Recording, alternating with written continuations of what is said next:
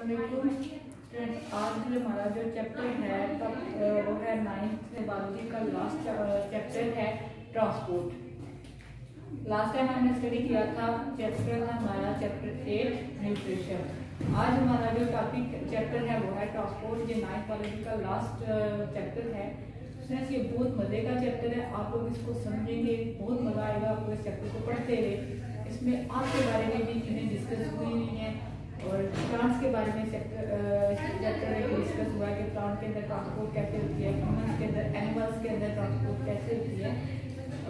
अगर आप सीक्वेंस देखें ना बच्चों के, अगर आप कंटेंट देखें 9th बायोलॉजी का तो उसमें आप देखेंगे एक सीक्वेंस से लिखा, पूरे सारे चैप्टर का एक सीक्वेंस बना हुआ है जिसमें हम देखते हैं कि सबसे पहले इंट्रोडक्शन है, देन आपने उसके प्रॉब्लम्स को डिस्कस किया, देन फिर आप उसमें बायोडाइवर्सिटी को स्टडी करते हैं, उसके बाद आप सेल एंड टिश्यूज को देखते हैं कि अगर ऑर्गेनिज्म है तो उनकी कंपोजिशन सेल से हुई हुई है, टिश्यू वगैरह से हुई हुई है। नेक्स्ट आप देखते हैं कि सेल की प्रोडक्शन कैसे होती है, मतलब अगर आपके पास एक सेल है तो उससे आगे नेक्स्ट फर्दर सेल्स कैसे बनते हैं। फिर आपने देखा कि जो केमिकल रिएक्शंस हो रहे हैं हमारी बॉडी के अंदर, उनको कंट्रोल करने के लिए एंजाइम्स होते हैं, कैटालिस्ट होते हैं, वो कौन कौन से हैं। देन आपने स्टडी किया कि आपके पास जो इसमें आपकी बॉडी के अंदर केमिकल रिएक्शंस होते हैं वो कौन कौन से हैं, मतलब आपकी बॉडी में एनर्जी कहाँ से आती है, जो बायो एनर्जेटिक्स वाला चैप्टर आपने पढ़ा था। देन आपने पढ़ा कि जो एनर्जी है वो कहाँ से आती है, न्यूट्रिशन से, जो आप खाना खाते हैं, जो आप फूड लेते हैं, आपकी खुराक है उससे आपको मिलती है एनर्जी, एटीपी वगैरह को आपने स्टडी किया। देन आपने अब जो चैप्टर स्टडी करना है वो ये है कि आपने न्यूट्रिशन ली, ठीक है, आपकी बॉडी के अंदर आपने एनर्जी प्रोवाइड की। अब जो चीज़ आपने इंजेस्ट की है वो अब आपने पूरी बॉडी के अंदर उसको ट्रांसपोर्ट करना है, मतलब हर सेल को एनर्जी की जरूरत है, ठीक है।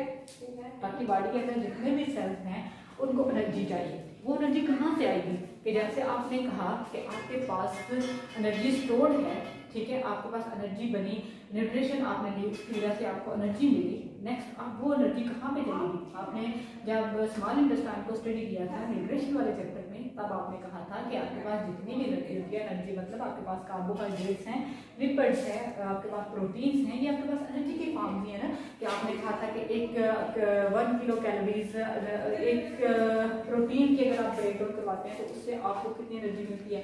एटीपी का ब्रेक डाउन अगर आप करवाते हैं तो एटीपी से आपको कितनी एनर्जी मिलती है। अब ये जो चीज़ें हैं ये कहाँ पे जाती हैं, जब इनकी ब्रेक डाउन हो जाती है, प्रोटीन कन्वर्ट हो जाते हैं अमीनो एसिड्स में, लिपिड्स कन्वर्ट हो जाते हैं ग्लिसरॉल या फैटी एसिड्स में, कार्बोहाइड्रेट्स कन्वर्ट हो जाते हैं शुगर्स में। तो ये चीज़ें कहाँ पे अब्जॉर्ब हो जाती हैं, ये अब्जॉर्ब हो जाती हैं हमारे ब्लड स्ट्रीम के अंदर, मतलब हमारे ब्लड के अंदर ट्रांसपोर्ट स्टोर हो जाती हैं। तो नेक्स्ट आप ब्लड से ही पूरी बॉडी के अंदर इस चीज़ को ट्रांसपोर्ट करते हैं, मतलब एनर्जी, मतलब जो चीज़ें आपके पास एब्जॉर्ब हुई हुई हैं वो पूरी बॉडी के अंदर किस वजह से जाती हैं। ट्रांसपोर्ट सिस्टम कौन सा है आपकी बॉडी के अंदर, आपका सर्कुलेटरी सिस्टम, मतलब जो आपका ब्लड वाला सिस्टम है, ठीक है। अब आपने क्या करना है कि इस चैप्टर में अगर आप देखें कि अगर सबसे पहले आप इंट्रोडक्शन इस चैप्टर का देखते हैं तो ये क्या है कि आपके पास ट्रांसपोर्ट के लिए जो मेजर चीज़ें हैं उसमें आप देखते हैं कि हमारे पास 2 तरह के ऑर्गेनिज्म हैं, मतलब हम कहते हैं ट्रांसपोर्ट अक्कर होती है मल्टी सेलुलर ऑर्गेनिजम्स के अंदर। कौन से ऑर्गेनिजम्स के अंदर ट्रांसपोर्ट हो रही है, मतलब हम कहते हैं कि मल्टी सेलुलर ऑर्गेनिज्म जो है उनके अंदर ट्रांसपोर्ट हो रही है। अब मल्टी सेलुलर ऑर्गेनिज्म कौन से होते हैं बच्चों, आपने जब स्टडी किया था कि चैप्टर नंबर 1 उसमें आपने देखा था कि आपने यूनिसेलुलर ऑर्गेनाइजेशन देखी, कॉलोनियल ऑर्गेनाइजेशन देखी, मल्टी सेलुलर ऑर्गेनाइजेशन देखी। तो मल्टी सेलुलर ऑर्गेनाइजेशन में आपने एग्जांपल ली थी प्लांट्स और एनिमल्स की। तो मतलब आपके पास जो मल्टी सेलुलर ऑर्गेनिज्म हैं वो कौन कौन से हैं, 2 ग्रुप्स हम बना लेते हैं। एक को आप नाम देते हैं प्लांट्स, दूसरा आप नाम देते हैं कौन से ऑर्गेनिज्म हैं, एनिमल्स।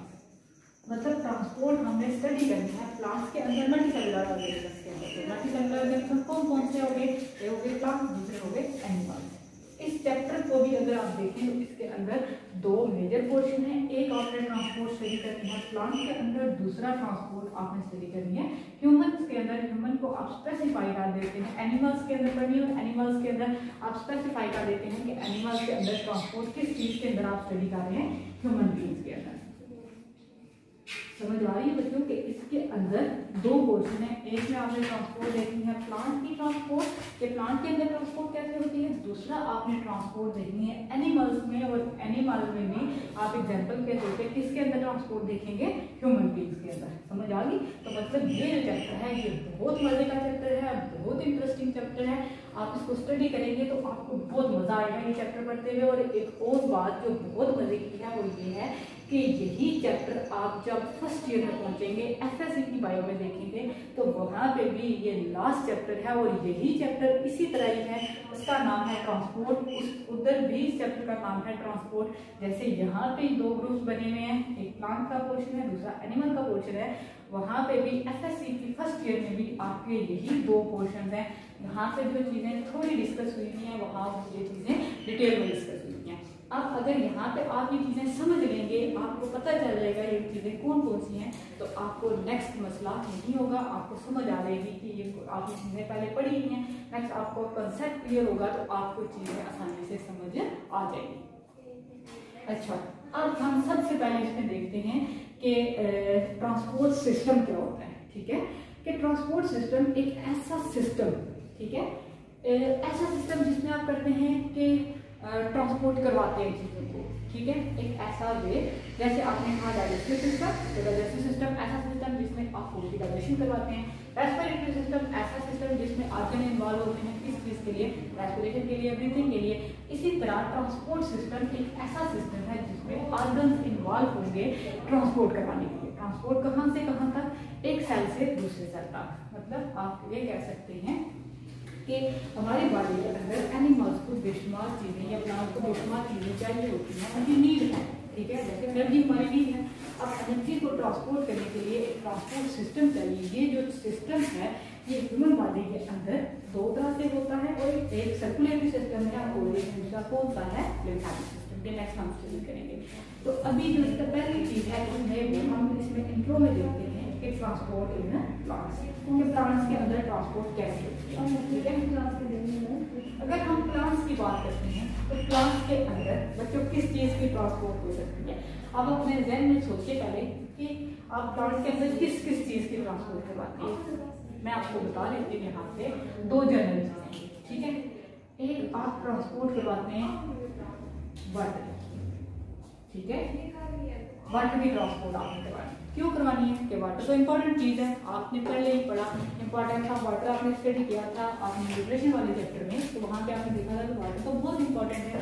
जितने भी केमिकल रिएक्शन है वो सारे के सारे वाटर की प्रेजेंस में होंगे। वाटर होगा तो आप बायोकेमिकल रिएक्शन करवाएंगे, मतलब 90% तक आपकी सेल के अंदर जो कंटेंट है वो वाटर है, तो वाटर एसेंशियल है। इसलिए आप कहते हैं कि प्लांट की बॉडी के अंदर आप ट्रांसपोर्ट करवाते हैं, एक चीज तो हो गई वाटर। ठीक है, दूसरी चीज आपने ट्रांसपोर्ट करवानी है फूड। ये दो बेसिक चीजें हैं जिनकी आपने ट्रांसपोर्ट करवानी है। अब बात सुनिए कि ये जो वाटर है, ठीक है, वाटर के अंदर सिर्फ वाटर की कंपोजिशन है। ठीक है, इस वाटर के अंदर बेशुमार चीजें आ जाती हैं। बेशुमार चीजें कैसे आ जाती हैं कि इसके अंदर फर्टिलाइजर्स भी हो सकते हैं, इसके अंदर मिनरल्स भी हो सकते हैं। मतलब सॉइल के अंदर बेशुमार चीजें होती है। वाटर कहाँ से प्लांट एब्जॉर्ब करते हैं, आसमान से तो नहीं एब्जॉर्ब करते ना। वाटर कहाँ से एब्जॉर्ब करेंगे प्लांट्स, सॉइल के अंदर से। सॉइल के अंदर से कैसे करेंगे, रूट्स की वजह से। ठीक है, अब यहाँ पे क्या है, इस वाटर की कंपोजिशन अगर हम देखें तो यहाँ पे इस वाटर के अंदर होंगे सॉल्ट, इनऑर्गेनिक कंपाउंड्स, मिनरल्स हो सकते हैं, उसके बाद फर्टिलाइजर्स भी हो सकते हैं, क्योंकि ये सारी चीजें सॉल्युबल फॉर्म में होती है। सॉल्युबल किस में होती हैं, वाटर के अंदर ही होती हैं। आपने वाटर की ट्रांसपोर्ट करनी है तो कैसे ट्रांसपोर्ट, आपके पास आप फर्स्ट करें, सोचें अपने ज़हन में कि कैसे ट्रांसपोर्ट होगी। आपके पास है दो चीजें। ठीक है, आप वाटर की ट्रांसपोर्ट करवा रहे हैं और फूड की ट्रांसपोर्ट करवा रहे हैं, मतलब दो चीजें हैं तो आपको दो पाइपलाइंस चाहिए। ठीक है, ऐसे आप कंसेप्ट ले रहे हैं कि आप किसी चीज की ट्रांसपोर्ट करवा रहे हैं तो आपको दो चीजें चाहिए, दो पाइपलाइन चाहिए। एक पाइपलाइन ऐसी होनी चाहिए जिसकी वजह से आप क्या करें, आप वाटर को ट्रांसपोर्ट करवा सकें। ठीक है, दूसरी पाइपलाइन ऐसी होनी चाहिए जिसकी वजह से आप किस चीज को ट्रांसपोर्ट करवाएं, फूड की ट्रांसपोर्ट करवाएं। अब यहाँ पे वाटर का तो आपको पता चल गया कि वाटर के अंदर कौन कौन सी चीजें आ सकती हैं। अब फूड कहाँ से आई प्लांट की बॉडी के अंदर? बच्चों आपने जब बायोएनर्जेटिक्स वाला चैप्टर पढ़ा है तो वहां पे आपने एक प्रोसेस पढ़ा था, फोटोसिंथेसिस। याद है आप लोगों को कि आपने फोटोसिंथेसिस का प्रोसेस पढ़ा था। इस फोटोसिंथेसिस की वजह से आपके पास कौन सी चीज आई थी? बच्चों आपको याद होगा कि आपने वहां पे बनाया था ग्लूकोज। ग्लूकोज का फार्मूला क्या आपने पढ़ा था? C6H12O6। बच्चों ये आपको याद है, आपने ये पढ़ा था इसमें। अब प्लांट की बॉडी के अंदर प्लांट की फूड क्या है? ये ग्लूकोज जो आपने फोटोसिंथेसिस की वजह से बनाया था। अब आपने क्या करना है, आपको बात समझ में आ गई कि एक तो आपने इस वाटर को ट्रांसपोर्ट करवाना है, दूसरा आपने ट्रांसपोर्ट करवानी है इस ग्लूकोज की। ठीक है, अब आप लोग ये देखें कि फूड भी आपको समझ आ गई, वाटर भी समझ आ गई। वाटर के अंदर साल्ट, इनऑर्गेनिक मिनरल्स होंगे, फर्टिलाइजर्स होंगे, ये चीजें वाटर के अंदर डिवॉल्व होंगी। नेक्स्ट आपके पास फूड है जो ग्लूकोज की फॉर्म में, इसको आपने ट्रांसपोर्ट करना है। अब इन दोनों के लिए आपको क्या चाहिए? 2 पाइपलाइंस चाहिए, ऐसी पाइपलाइंस जिनकी वजह से आप इजीली इन दोनों चीजों को ट्रांसपोर्ट कर सकें। प्लांट की बॉडी के अंदर 2 तरह के सेल्स होते हैं जो कि काम करते हैं किस चीज के तौर पे? इस पाइपलाइन के तौर पे एक्ट करते हैं। मतलब आप कह सकते हैं कि प्लांट बॉडी के अंदर 2 पाइपलाइन होती हैं। कौन कौन सी होती हैं? एक को आप कहते हैं जाइलम, दूसरे को आप नाम दे देते हैं फ्लोएम। बच्चों बात समझ में आ रही है? ये जाइलम और फ्लोएम आप याद करें कि आपने कहाँ पे पढ़ा था। ये आप लोगों ने ये दोनों चीजें पढ़ी थी चैप्टर नंबर 4 में, इसका नाम है सेल एंड टिश्यूज। वहां पे आपने ये टॉपिक पढ़ा था जब आपने स्टडी किया था प्लांट। ठीक है, अब ये जाइलम क्या काम करता है और ये फ्लोएम क्या काम करता है? ये दोनों जाइलम और फ्लोएम ये टिश्यूज हैं। ठीक है, टिश्यूज क्या होते हैं बच्चों? डिफरेंट सेल्स जब सिमिलर सेल्स एक फंक्शन परफॉर्म कर रहे होते हैं, ग्रुप ऑफ सेल जब सिमिलर फंक्शन परफॉर्म कर रहे होते हैं उसको हम नाम दे देते हैं, क्या चीजें हैं ये? टिश्यूज। तो आपके पास ये 2 पाइपलाइंस हैं, एक जाइलम का पाइप होता है, दूसरा फ्लोएम का। मतलब सेल्स होते हैं। अगर हम यहाँ पे डायग्राम से मैं आपको बता दूँ तो किस तरह से आप कंसेप्ट ले रहे हैं कि ये किस तरह से पाइपलाइंस होंगी, तो मैं आपको इसमें से बता देती हूँ कि आप ये देखें कि इस तरह से ये अगर प्लांट बॉडी है, ये होल प्लांट बॉडी हो, ठीक है, ये आपके पास इसमें आ जाते हैं 2 पाइपलाइन। ठीक है, एक ये वाली पाइपलाइन, दूसरी ये वाली पाइपलाइन। ठीक है, अब देखें कि हम कहते हैं कि एक जो पाइपलाइन है इसको आप नाम दे देते हैं, ये कौन सा पाइप है? ये जाइलम का पाइप है। ये दूसरा जो है इसको आप क्या नाम देते हैं? ये कौन सी चीज है? ये है फ्लोएम। अब वाटर कहाँ से जाएगा और फ्लोएम जो फूड है वो कहाँ से जाएगी? जो पाइपलाइन वाटर को ट्रांसपोर्ट करती है उसको कहते हैं जाइलम। मतलब जाइलम सेल्स जो होते हैं उनका काम क्या होता है? उन्होंने क्या करना है? ट्रांसपोर्ट करवानी है वाटर की, ट्रांसपोर्ट ऑफ वाटर। मतलब इस पाइपलाइन में कौन सी चीज होगी? वाटर। मुझे समझ आ रही है आप लोगों को? अब ये ट्रांसपोर्ट कहाँ से होती है? वाटर कहाँ से आ रहा है? अगर ये प्लांट वाली है तो इसके नीचे यहाँ पे कौन प्लांट की वो जो दबा जाता है रूट्स। अब इन रूट्स की वजह से प्लांट एब्जॉर्ब होगा, रूट्स के अंदर जाइलम टिश्यूज हैं, फ्लोएम टिश्यूज हैं। अब यहाँ से एब्जॉर्ब होगा जो वाटर, तो वाटर अपवर्ड मूव करेगा।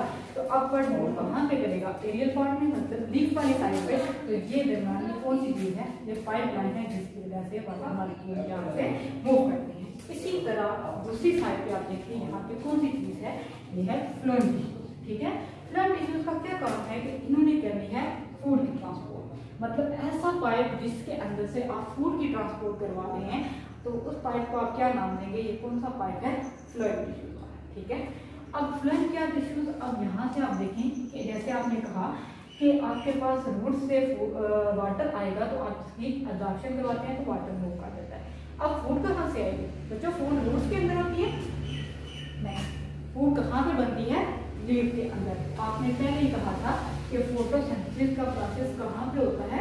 लीव्स के अंदर, एरियल पार्ट के अंदर। अब लीव्स की वजह से लीव्स के अंदर फूड बन रही है। ठीक है, अब आपने इस लीव के अंदर जो फूड बनी, फूड कौन सी थी बच्चों आपके पास? ग्लूकोज।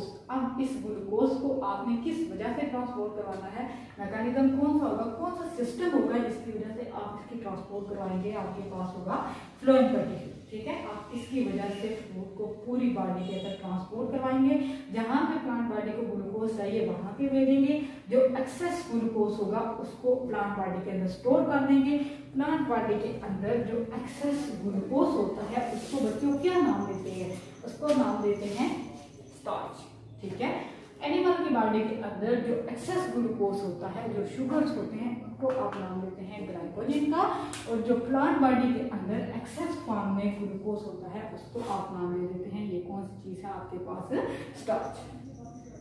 अब बच्चों यहाँ पे आपके पास एक और चीज रह रही है, वो ये है कि यहाँ पे एक चीज मेंशन हुई है कि प्लांट बॉडी, प्लांट्स जो होते हैं वो ट्रांसपोर्ट करवाते हैं एक्सोमोसिस एंड दूसरी चीज है आपके पास लिवर पार्ट्स। ये दो चीजें क्या हैं, एक्सोमोसिस और लिवर पार्ट्स, ये हैं आपके पास। आप नेक्स्ट टॉपिक जब देखेंगे वाटर एंड आयन अपटेक, इसमें आपको पता चल जाएगा कि ये क्या चीज है। मैं आपको थोड़ा जनरल साइड से बता देती हूँ कि प्लांट को हमने डिवाइड किया है दो कंडीशंस में, एंड ऐसे प्लांट होते हैं जिनके अंदर वैस्कुलर बंडल्स होते हैं, दूसरा ग्रुप ऐसा है जिसके अंदर वैस्कुलर बंडल एब्सेंट है। बच्चों, वैस्कुलर बंडल क्या चीज है, जाइलम और फ्लोएम को कलेक्टिवली एक जगह जब हम कलेक्ट करते हैं तो कलेक्टिवली हम इनको कहते हैं, ये दोनों चीजें क्या हैं, ये दोनों चीजें हैं वैस्कुलर टिश्यूज या वैस्कुलर बंडल्स। अब वो वाले प्लांट्स जिनके अंदर ये जाइलम और फ्लोएम होते हैं उनको आप कहते हैं वैस्कुलर प्लांट्स, जिनके अंदर ये जाइलम और फ्लोएम नहीं होते उनको आप कहते हैं नॉन वैस्कुलर प्लांट्स। और यहाँ पे जो आपके पास बात लिखी हुई है कि आपके पास एक होता है मोसिस और दूसरे होते हैं लिवर पार्ट्स। ये कौन सी चीजें हैं दोनों, ये दोनों हैं नॉन वैस्कुलर प्लांट्स के इनमें इनके अंदर लिवर पार्ट्स के अंदर और मोसिस के अंदर आप कह सकते हैं कि इनके अंदर वैस्कुलर बंडल्स नहीं होते, मतलब इनके अंदर जाइलम और फ्लोएम नहीं होते। तो इनके अंदर जाइलम और फ्लोएम नहीं है तो मतलब इसलिए हम कह सकते हैं कि ये वाले जो प्लांट्स हैं इनके अंदर ट्रांसपोर्ट जाइलम और फ्लोएम की वजह से नहीं होती। तो और मैकेनिज्म लगता है इनके अलावा जितने भी बाकी प्लांट्स हैं उनके अंदर ट्रांसपोर्ट किसकी वजह से होगी, इन वैस्कुलर बंडल्स की वजह से। तो बच्चों, आज का जो टॉपिक है हमारा वो ये था कि आप इंट्रोडक्शन ले रहे हैं ट्रांसपोर्ट का। इंट्रोडक्शन में आपने पढ़ा कि आपके पास मैकेनिज्म है कि आपके पास फूड बन रही है, आपके पास वाटर है, तो आपने इसको ट्रांसपोर्ट कैसे करवाना है। जाहिर सी बात है, जब आप ट्रांसपोर्ट जब तक नहीं करवाएंगे प्लांट अपने नीड्स कैसे फुलफिल करेगा। तो इसके लिए आपने देखा कि चैप्टर में दो पोर्शन है, एक है प्लांट का पोर्शन, दूसरा है एनिमल का पोर्शन। नेक्स्ट हम इसमें डिटेल में स्टडी करेंगे। अभी ये है कि जब हम प्लांट की बात करते हैं तो प्लांट के अंदर जो ट्रांसपोर्ट है वो दो चीज़ों की होती है, एक होता है वाटर की ट्रांसपोर्ट, दूसरा होता है फूड की ट्रांसपोर्ट। वाटर अकेला नहीं आप ट्रांसपोर्ट करते, वाटर के अंदर बेशुमार चीज़ें आ जाती हैं, बेशुमार चीज़ें सॉल्युबल होती हैं, वो सारी की सारी फिर ट्रांसपोर्ट करवा देते हैं। सॉल्युबल में कौन कौन सी चीज़ें आ जाती हैं, इनऑर्गेनिक आयंस होते हैं, फर्टिलाइजर्स होते हैं, जाहिर सी बात है आप पौधों को खाद भी देते हैं, फर्टिलाइजर्स देते हैं ना, पिछले चैप्टर में आपने पढ़ा न्यूट्रिशन में कि फर्टिलाइजर आप देते हैं प्लांट को इन्हांस करने के लिए, तो फर्टिलाइजर भी देते हैं। अब नेक्स्ट आप कहते हैं कि फूड की ट्रांसपोर्ट करवानी है, फूड के लिए आपने ग्लूकोज को देखा कि ग्लूकोज को आपने ट्रांसपोर्ट करवाया। अब मैकेनिज्म कौन सा था कि आपने जाइलम और फ्लोएम की टिश्यूज की वजह से आपने इसको ट्रांसपोर्ट किया। मोसिस और लिवर पार्ट्स के अलावा बाकी जितने भी प्लांट्स हैं उनके अंदर जाइलम और फ्लोएम होते हैं। मोसिस और फ्लोएम को इसलिए हम क्या कहते हैं, ये कौन से प्लांट हैं, ये नॉन वैस्कुलर प्लांट्स हैं। ठीक है बच्चों, आज के लिए इतना ही। नेक्स्ट हम अगला टॉपिक स्टडी करेंगे। ओके, अल्लाह हाफिज़।